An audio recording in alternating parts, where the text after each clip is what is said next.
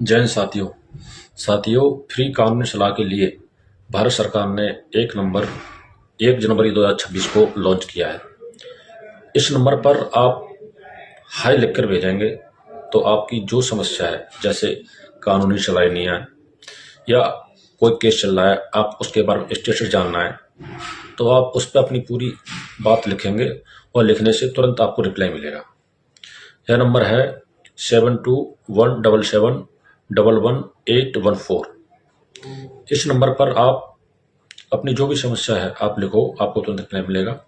यह नंबर भारत सरकार द्वारा ministry of law and justice द्वारा लॉन्च किया गया है। यह नंबर सेफ है और सुरक्षित है। आपको कोई स्कीम सरकारी जाननी है तो ये भी जानकारी दे देंगे। तो आप इस नंबर का फायदा उठाएं और सलाह लें। सुरक्षित है, सेफ है। जय हिंद, जय भारत।